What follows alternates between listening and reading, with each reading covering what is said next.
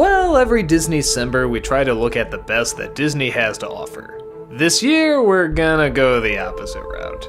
If you're younger, you might have noticed all these sequels that seem to pop up to popular Disney films that don't really seem to be as good.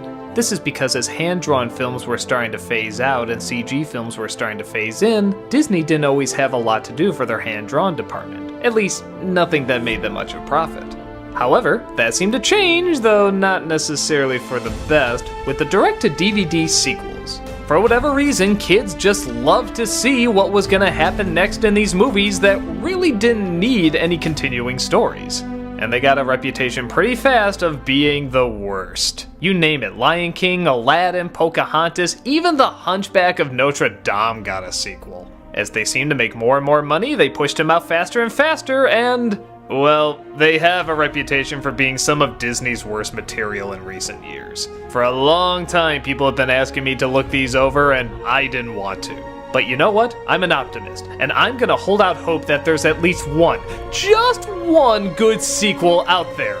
Is it a fool's wish? Maybe. But I'm determined to get through all of them to see if they're as bad as everybody says they are. I get a feeling they're right, but I should judge for myself. Even though there's surprisingly enough films to almost fill the entire month, there's still one or two that I haven't been able to get. So I'll fill those in with not sequels, but still direct-to-DVD movies that they made. Is there somewhere a diamond in the rough to be found? Well, all through the month of December, I'm gonna find out. Because you demanded it, this is Disneycember direct-to-DVD sequels. I hope you appreciate what I do for you.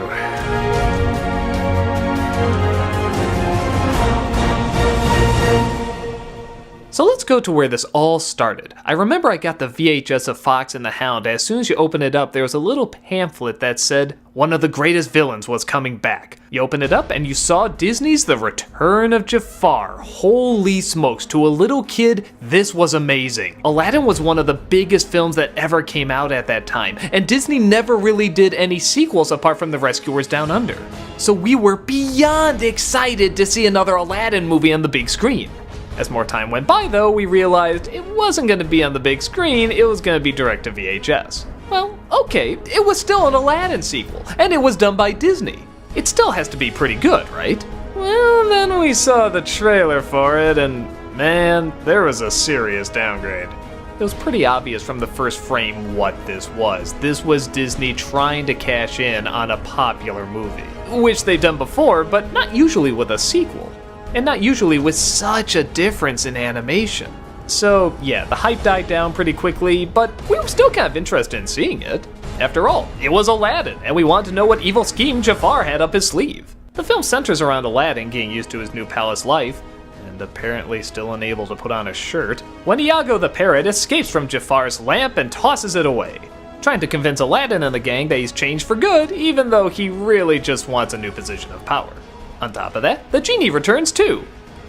Sort of. Robin Williams didn't come back to voice him this time, and it really shows. They got Dan Castellaneta, the voice of Homer Simpson, to do him instead, and to be fair, it's not a bad choice, he can do a pretty good impression. But so much of the genie was Robin Williams just doing his improv, and nobody's as good as him. So immediately it's a little distracting. But Jafar returns as well as a thief, played by Jason Alexander, accidentally releases him, and Jafar as the genie promises to grant him his wishes if he follows through with his revenge. So Jafar plans his evil scheme by framing Aladdin, making it look like he killed the Sultan, all while locking up everybody else away. The plot in general is not that bad, and to its credit, Jafar's revenge is actually a pretty good one. But nothing feels as fleshed out as the original. In fact, Aladdin doesn't even seem like the focus. It feels more like the focus is on Iago. He's the one that has the story arc, he's the one that's torn between two places. But in terms of what made the original Aladdin so enjoyable and continuing it here, a lot of it just doesn't transfer over. Whether they didn't have the time or the budget or whatever, it just feels really rushed. Aladdin and Jasmine don't have much chemistry, the genie's not really that funny. The animation, though I know they're trying, just can't compete with the incredible colors and movement that the first one had. Even the songs aren't as hummable. And yeah, way too many of them are given to Gilbert Gottfried. Because that's a voice I want to hear put to music. I remember when my brother and I first saw it, we were more making fun of it than actually getting sucked into the story. But again, being kids, we did put it on once or twice after.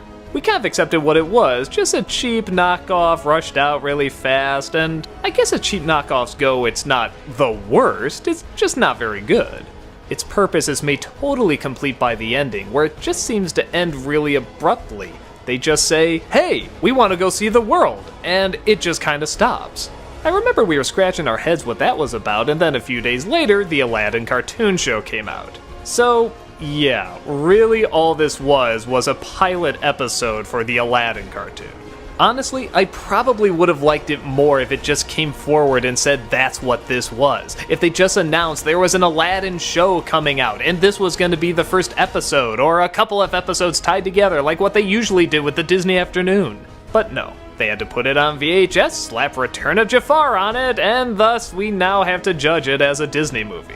Not a theatrical release, but still a sequel to a theatrical release. And in that case, it's pretty bad. What would have made a passable TV pilot is now the beginning of a long line of disappointing DVD sequels. The only part that kind of gets a chuckle every once in a while is Jason Alexander as the thief. But that's because it's Jason Alexander and anything he touches is hilarious. Well, almost. Disney did manage to crush him once. But even when he's saying unfunny lines, he can get a little bit of a laugh out of them. He's just that good. As for the rest, I think the word to describe it is probably awkward.